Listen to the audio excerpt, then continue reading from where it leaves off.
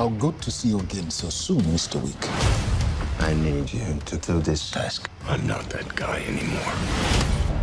You are always that guy, John. I can't help you. You know the rules. If you don't do this, you know the consequences.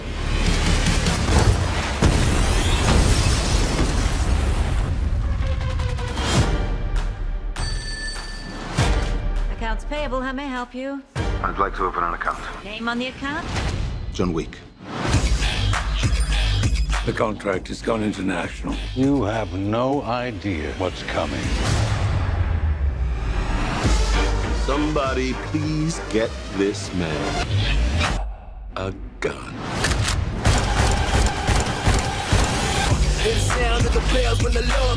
You stabbed the devil in the back. To him, this isn't vengeance. This is justice.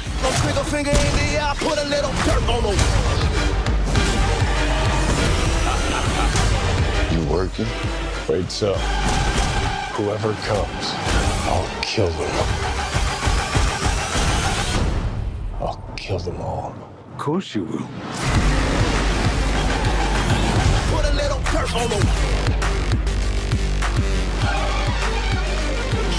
I'll try and do the same.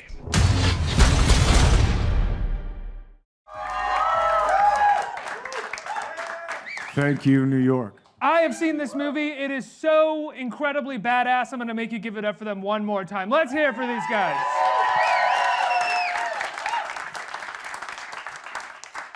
Chad, this is the second movie that you've directed after John Wick. You guys know each other, right? Because you've done stunt work with Keanu over the course of your career? Yeah, I have. Yeah, Keanu's beat me up a lot of times. Wait. The Wachowskis were beating you. Wachowskis beat up Keanu, which... Chad and I worked on the Matrix trilogy together. You worked on all three of them? All three, yes. So let's start from the beginning here. I'm sure you told the story when you were promoting the first John Wick, but I'm curious, how did John Wick come about? How did you talk Keanu into doing your first film? Oh, other way around. Oh, really? Keanu brought it to us. No, you can tell. You brought it to me. So I got the project one day, and it was a really great script. Worked on it with the producer for a little bit, and then we're looking for directors. Got to the place for directors, and then I sent it to Chad and David Leitch on the first one, thinking, definitely for the action, but also I was hoping that they would direct it. Because I knew that as stunt coordinators, Chad and David have their own action design company, and they always talked about action as with story and world creation, but I'll let Chad talk about it. No, we had been looking, and would bitch to Keanu, like, we just can't find the right script. We can't find the right opportunity to develop a world that would allow us to do, a different take on action in general. Keanu sent a script over for John Wick, and it was so simply done, so beautiful, so eloquent, so straight line. It's like, I think in the original script you only shot 4 people, though. Yeah. Yeah, it was 4. So. Is that true? True story. True story. So we figured, What is the final count in John Wick 1 now for how many people you shoot? He kills 84. I think he shoots 80. But that's because of the puppy. Who wouldn't, right? Who loves dogs? Right? So we thought 4 wasn't enough. And we have to say John Wick 2 is probably even, the body count's a little bit more. It's a little north of 80. Yeah, but these are guys, John's fighting for his life. Yeah, it's defensive. And there's a lot of people coming after him. It'll hold up in a court of law, that's for sure. It's self-defense. Yeah. They're all really bad guys. Let's talk about the tone of the film, because you do build this world, but also in the first one, and I think in chapter 2, you flesh it out even more, which is a kind of comic tone underneath all of the violence, all of the stunts, which are impeccably well designed, directed, and performed by you and the other members of the cast and crew. But when did you really sort of hone in on the humor that was underlying the John Wick story? I didn't think it was funny. Yes, you did. No, we did. We just thought that, look, we wanted to be an unapologetic artsy action film. We wanted to be when Keanu and I and David sat down the first one, we wanted to make something a little different. We wanted to make it, a good-looking genre film, because that's, I think, what we all really loved about action films in the 70s, 80s, and 90s, especially Asian or Hong Kong cinema, Japanese animation. Sergio Leone. Gun Fu, right? I think you might have been the first one to coin that, yeah, from all the training, yeah. But we just wanted to take something and kind of give it a little bit of a change. And we just kind of had this idea where we're going to let the cast actually play it straight like these were real characters. And we'll just let the audience judge, like, wow, this world is a little bit on the ridiculous side, but everybody kind of plays it straight. And it's also part of action design. You know, you can kill a lot of people and you can be pretty brutal, but you gotta kind of laugh about it at the end. So the whole action design for the movie was, we're gonna go really intense and give you a laugh, go really intense, give you a laugh, go really intense, give you a laugh, stab a couple people with a pencil and give you a laugh. And I think in chapter 2, yeah, as you said, you go even further with that, and I think you go even further with that in your performance because John is even more exhausted than the last time he had to go through this. Yeah, he's tired. I mean, he really just wants to be left alone and grieve, the loss of his wife and just have a civilian life. And I think with the tone of the film, what you're talking about is like that kind of mix of everything, like the action, the humor, but also all of the characters are mysterious, but they also have a strength and they also have a vulnerability. Which I think is a really kind of cool mix that you kind of wonder about everybody, and I think you've opened up the world really well. I mean, Lawrence Fishburne's playing this other underground level of the underground. There's the world of the Continental, but now there's the high table, which is another thing. And Ruby Rose and Common is playing an assassin. So if you like the world of John Wick, it gets even bigger and just has that tone of action, pathos, and humor. Was that one of the intentions of chapter 2? Was sort of expand the world a little bit and sort of create these new characters that you can then, even afterwards, start moving in directions with them in other movies? I think yes, it was very much so. When you do the sequel thing, you can either try to redo yourself, tell the same story. You've seen it like some of the Takens or some of the they try to we're pretty certain that in your career you only get to kill one puppy, and that box is checked. So we couldn't just. He doesn't have. They a just cat. kill a dog again. Yes. But now it's an older dog. Yeah, now it's an older dog. Now the dog was so old it had to do. It could have been a cat or a guinea pig, but we kind They of took my parrot. So we kind of went the other route, and instead of Took my parrot. Where's my parrot? There are a lot of birds in the movie. We didn't harm any pigeons. We went John Woo with the pigeons. I don't think it'd be beyond the John Wick world and you guys, though, to sort of have a good joke in John Wick 2 where a dog... I mean, you don't do this in the movie where John Wick was exhausted and annoyed that his dog got killed again. Like, it's not beyond the world. Yeah, not yet. Like I said, box checked. But no, when you go into sequels, you can try the bigger, better route, which doesn't necessarily always work. And we didn't want to go bigger, better unless it was more creative. So we kind of took the attitude of let's go deeper. And we struggled with it for a couple months, and I think it was in a conversation back with Keanu. It's like, what are we doing? And he just kind of looked at us and went, okay, well, what did you love about the first one? We love John. Okay, let's stay with John. We'll let John be our guide and take us deeper into the world. So rather than go bigger, better, we just went deeper. Everyone seemed to like the hidden world of assassins in the first movie, so okay, that's where we're going to expand. And once you expand that, that's everything from cast to the way we shoot it, to the music, to the action, and and we reverse engineered it back out. Well, if we're going to make it bigger and better, we have to start with making John better, which means we got to make Keanu better. So that was hurry up, get your gym back. Keanu's tired. Yeah, you're going to the gym today.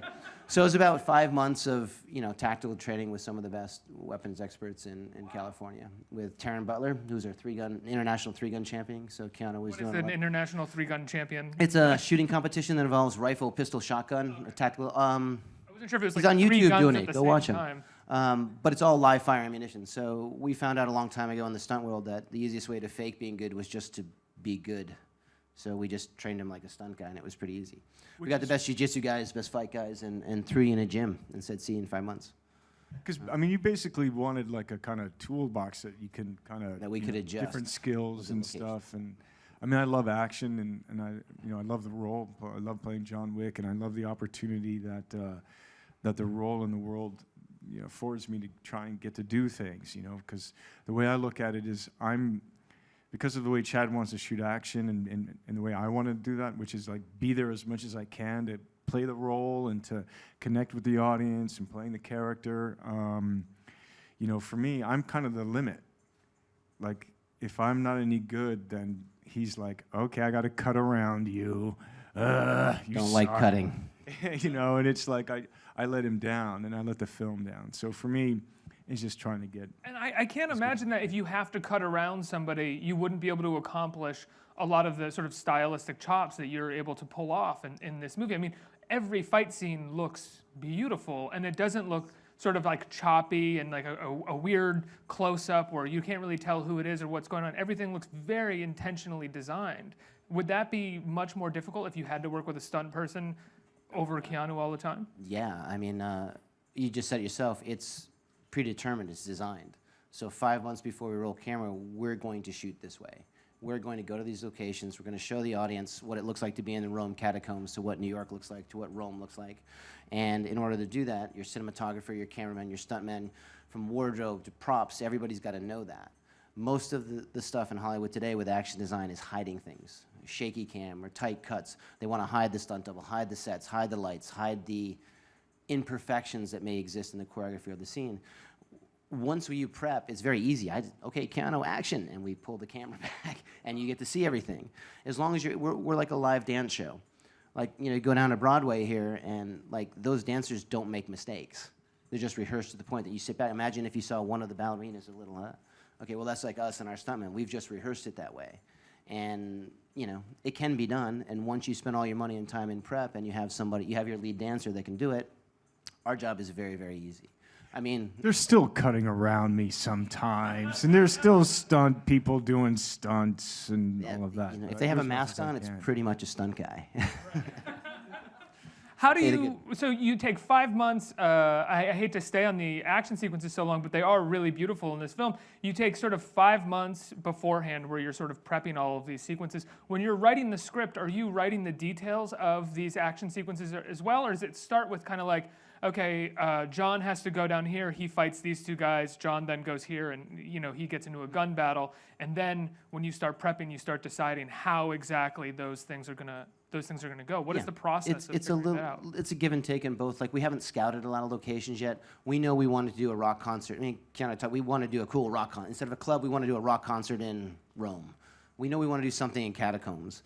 We know we want to do this opening where he takes a car and smashes a lot of stuff. And we know somebody's going to get it in the head with a pencil. John Wick is fun. Yeah. So we kind of take He's it not from there. wrong, it's so much fun. Exactly. It's fun to work on too. Yeah, You know, so it's good. So we kind of take it like that, and once it's an evolution. But the story points, like the bath scene with Gianna, like Keanu was very involved in, this is what the scene needs to mean, this is what the information we have to get out, this is the vibe and the tone we want it to be, and that's all written in, like the tone, the dialogue. What else? With Santino, the museum, how we want to get the feeling that's involved after the catacombs. I mean, after he does something, or he does the task he's supposed to do, he's very melancholy, he's very sad, so we have to emote that, and that brings us into the action scene. That's all pretty scripted. Well, what John Wick, the first film, did so well was set up this world where you could do stuff like a rock concert in the catacombs that turns into this action scenario without me as a viewer being like, that would never happen, because I don't give a shit. I'm just like, that's so cool. Like, they did this. It's pretty fun. It was one of those Hollywood moments when you stand on the stage and go, holy shit. There's one shot where we've all seen club scenes and gunfights, and most of the time when the gun goes off, the crowd yells and screams and go. We had an opportunity where Keanu goes up on stage and shoots a guy, and the whole crowd goes, yay. That's the cool part about John Wick. Keanu, following the Matrix trilogy, you've sort of been allowed to sort of develop a lot of your own material. You directed a film as well, Man of Tai Chi. There we go, let's hear it. What does it feel like to be able to sort of work on these films from the ground up, like build John Wick, sort of know that these guys are going to shoot these action sequences this way and talk to them about what certain scenes mean, rather than just sort of being an actor and getting on set and doing it that way? It's I'm gonna use that word again. It's fun because it's creative, right? You're getting to create, collaborate, invent, share, struggle with, and personal. personal on a different level. It's just more personal. And it's not something that you get to do all the time, where you collaborate with a peer, and you're enjoying that process, and you're going through with trying to realize it, and with all of the challenges, like how do we figure this out, and then the excitements of like, yeah, that's a good idea, and then to go through it. So it's really more personal through the whole journey, which I guess is better in life. It's not just a work experience. It's like a life experience. Do you look for that with the majority of the projects that you take part in now? Some are. Not every project that you hope to do gets made, and which I guess is part of the bitterness that helps with the sweetness. And so far, Chad and I have had a chance to tell this story twice, and we've gone through, and he's gone through, and it's been great to work with someone who's so creative and talented and working their vision. It's fun. And what was it like asking Lawrence Fishburne to pop in, and do a bit of a minor Matrix reunion? No, man, it's a John Wick greeting. Yeah, John Wick. Fair enough. I was at Lawrence Fishburne and I are friends. We became friends after the Matrix trilogy. Actually started to be friends during it. Like, oh my God, this is amazing, but fuck, I'm tired. Fuck, this is like gonna change the world. I know, but oh my God. So a couple of times a year we get together and catch up on our lives and hang out for a bit. And one of those visits, I was asking him, did he see John Wick 1? And he was like, yes. And I was like, so how'd you like it? I liked it. And I was like, so do you want to maybe be, and he did, of course, being the true professional he is, he was like, send me the script. And I was like, hey, Chad. Yeah, Lawrence likes John Wick. And then, Yeah, Chad took about 30 seconds to send an email to Lawrence. We wanted him bad. We actually had written the part when Keanu, myself, and Derek had all sitting down and came up with the character of the Bowery King that Lawrence had played. Lawrence was the guy in mind. We just never thought we'd ever get him. So we kind of wrote him in mind, and when Keanu told me, he came in the office and told us, we're just like, oh my God, are you kidding? And literally sent him the pages the same day, and I think we got response the same day. He's like, I'm in. That was the email. Like, okay, see you in a week. He's fantastic, and I mean, it's a great Lawrence Fishburne part. Yeah, there was like another minor reunion that I saw a picture at the premiere of a picture of you and Gary Busey. Sort of a minor Point Break reunion, which is amazing. Yeah. I mean, Point Break is like, one of the best action movies ever made. Catherine Bigelow is just so spot on directing that movie. And it's really underrated in that regard, because I think so often it's remembered as being a kind of like just a somewhat campy cops and robbers thing. It's actually like a beautifully made the film. cinema of Fantastic. Yeah. Great action movie. And really, actually, for me, that was my first action film. Yeah. And it also is really where I cut my teeth and was introduced. Well, I worked with a great stunt coordinator named Glenn Wilder. And he was really the guy who taught me and allowed me to start with that idea of, you can do it. Come on, Keanu. Come on. Do it. You know Glenn, right? Go ahead and jump. You'll be fine. Yeah. He's awesome. He's awesome. And Catherine was really pushing it. I mean, she was pushing the cinema. She had a vision. And that's what she wanted from all. I mean, Patrick Swayze was jumping out of airplanes. While we were filming, they actually had to send a cease and desist letter. And he's like, okay. And then, but yeah, I mean, he was jumping out of airplanes. Everyone was going surfing, but her cinema and what she was doing. So it was really great to be a part of that experience. And Gary Busey.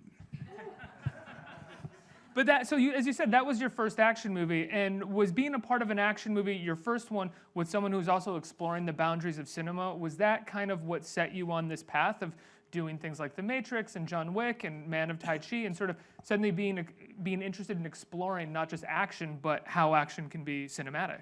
Yeah, I mean, I've always been interested in how movies are made and the cinema, and Catherine Bigelow in that film, she had a guy who was there with a pogo cam shooting it was Super 16, so the guy could run with me when Patrick and I are running through people's backyards and stuff. So it's a guy, pogo stick, just running after us trying to get it. Glenn Wilder's like, there's a hill, and he's like, okay, you're gonna do that. No, I'm not. Yes, you are. Come on! And then, yeah. So and then the fight scenes and Catherine. So that idea of training, worked with a really cool ex-SWAT. Well, actually, he was still in SWAT. Randy Walker was teaching me, so that's where I got my first taste of gun training. The training, the filming, a visionary that wanted to put you there and tell a story, and then the performers in the story, you know, and it was just really, yeah, I thought it came together well in that film. And Chad, you know, you got into the film industry via stunt work. When did you realize that you wanted to be a director and that you had really an incredible eye for cinema? Wow, yeah, probably after I got hit by the first car. You're like, I want to get behind the camera. I've made a serious career choice. Yeah, that was right about that time. No, is that because you didn't want to be in front of the camera anymore? Because you got hit in the head and suddenly honestly, developed a brilliant eye for... I was very fortunate. I was recruited into the stunt world at a very young age. I was a competitive martial artist at the time. I was doing a bunch of kickboxing, getting kicked in the head for a lot less money. And there's a stunt coordinator in the audience who turned out to be very, very, very good, very well acclaimed, did very good. He just took me, asked me if I wanted to be in film. Sure. And kind of trained me over the next couple of years. And that led me into all kinds of opportunities, which you saw film happening. And then, you know, we met Keanu or I met Keanu first, I think it was 96. And that movie was that in 96? That was the first Matrix. Oh, in 96? In 96. Because it started, it came out in 99, so it started, I think 97 it came out. So. Anyways, we're dating ourselves, yeah. But when you spend 10 years with the Wachowskis, and we all came from that kind of camp, it's an incredible learning experience. You can't help but be saturated by some great filmmakers. From there, I got my opportunity to be an action director through them, through Warner Brothers, through the people we had met. And I started directing a lot of the fights, and started directing a lot of the action, and that led to other opportunities. And the next thing you know, my partner and I end up becoming fairly successful second unit directors, working for the Wachowskis, for Fincher, for Zack Snyder, for Guy Ritchie, for some of the biggest action movies on the planet. And that kind of rubs off on you. And as far as having an eye, I shoot what appeals to me. Hopefully people like it. And it kind of works. But again, I would like to take some of the credit, but it all comes through the people I work for. I think they're fantastic teachers. You're starting to give them a run for their money, man, I'll tell you, with these two movies. Yeah, long way to go. Long way to go. Let's open it up to the audience for some questions. Who has questions? Right here. Hi, guys. I have a two-part question for you. What was it like working for Common? And for John's shooting style, who came up with that? Because I love the way he holds his gun. Cool. Common rocks. Common's cool. Common, we decided that we wanted to find we wrote Cassian, and it was always what Keanu and I talked about. If John Wick had stayed in the business, what would he be like? And who looks great in a suit? And that's Common. And as far as the gun work goes, it's not so much a stunt team. As far as he holds a gun, that's something Keanu kind of brought to the table.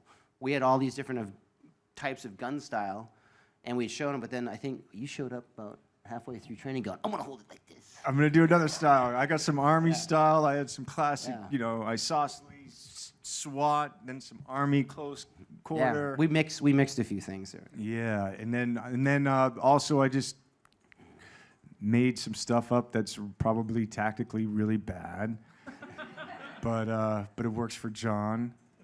We needed something that made you look good in a suit. And the suit. It does look. We didn't want to do the John. Yeah, John Woo had already done it with two hands. Yeah, you're sticking your, but then the Russian little Spetsnaz in there. Anyway, and then Common, I'd had the chance to work with him before on a film called Street Kings, so it was really cool to see him again. And he's such a remarkable artist. And when we met with him, he was really a fan of John Wick, and I think that's kind of part of the reason and that he committed. He wanted to commit to John Wick training, to do John Wick action, which is no joke, and he's no joke. You know, he's just like right on, right there, all the time, and he gives such a wonderful performance. You know, his presence, his regality, his humor, but then still down to earth. Yeah, and we got some cool fights in this thing, and there's a lot of training. What was your biggest influence on this film? Was there a film that you looked, because when I watched it, I told you in the green room that I saw The Warriors, which is a movie that I love. But was there something that when you went into John Wick 2, you were like, this is the sort of touchstone that I'm thinking of? It was more about style and pace and vibe. Again, we didn't want to do something that was a forced pace, being fast at it. Sometimes it's nice to see John Wick walk in a door, walk out a door. So it was a pacing thing. We're big fans of Sergio Leone, Akira Kurosawa, Bernardo Bertolucci, more of the aesthetic wide shots. If you go back and look at the old spaghetti westerns, I think John Wick's visual style has a lot to do with that. Wide and tight. Wide, tight, wide, tight, wide, tight. If you look at the editing, it's very symmetrical. Wide, medium, tight, tight, medium, wide. Right. So we tried to stay with that aesthetic to bring the audience into the characters and then push them away again so they could see the action. As far as action goes, heaps. I mean, again, Asian cinema, which we love, Japanese animation, and again, never underestimate how much Matrix influenced us. Next question, right here. For Chad, how many cameras and where were they placed during one-person scenes, two-person scenes, multiple-person scenes, fight/gun scenes, and did you use 360 camera, and in what scenes did you use the 360 camera? That's like film school. We're just Keanu and I are gonna take a break. Chad's gonna teach a master class. It's cool. Yeah, wow. Honestly, I'm a little bit more old school about how I came out and the directors I chose to emulate. I'm like a 2-camera guy for most of it, A and B cameras, and then we'll have a third on standby for inserts or for other things. Action's a slightly different thing. For the car chase sequence and stuff, we use a minimal of 3, but sometimes we'll have as many as 7 or 8 cameras on set in different rigs, so you don't have to do changeover time. We found that early on in the action days, some people would throw 5 cameras, or they have 3 cameras ready to go. We call it the 3-camera stack. And what happens is, because the cameras are big and the camera guys are trying to get it, so one's trying to get the medium shot, one's trying to get Keanu, one's trying to get the other guy. They end up bumping, and you can't get the organicness of what you're trying to get. I'd rather have 2 cameras and do, unfortunately, slightly more takes, sorry. Just to get a little bit more freedom in the camera so they can move. I like a little bit of movement, and we like more movement. No, I wouldn't say that's the math, though. No, yeah. If it That's was, not we'd the be in math. trouble. That's not the math, but he's saying he doesn't want to compromise the setup. Yeah, we want a beautiful Right. 1-camera shot, and if there's room, we put the 2nd camera, and if there's room, maybe a 3rd, but sometimes starting here and coming in. Dialogue scenes, though, man, I ain't never saw 3 eyes staring at us. No, never. Never really. No. No. Maybe the action stuff, maybe. Even the action, what happens is you get cameras and they're trying to be fast, and it ends up, you get in each other's way. So I think pretty much every fight scene was 2 cameras. Yeah, pretty much. Every fight scene with 2 cameras. The car stuff. But no mostly more single camera. Yeah, I mean a lot of the more You have hero a B stuff. camera like wide. Yeah, the stuff in the catacombs was really just 1 camera, because there's so much movement involved, and we were in catacombs, not a lot of room. So we did a lot of that, and then you go to the opera sequence. We had 1 crane shot, and then 2 of our handheld guys. No 360 cameras No were used in 360 this cameras. production. Nope. I think we have time No for 360 cams. No. I think we have time for one more question right here. It's over here. Hi, guys. First off, I saw the training montage for John Wick 1 and 2, and it's phenomenal. I appreciate the authenticity that you bring to the role.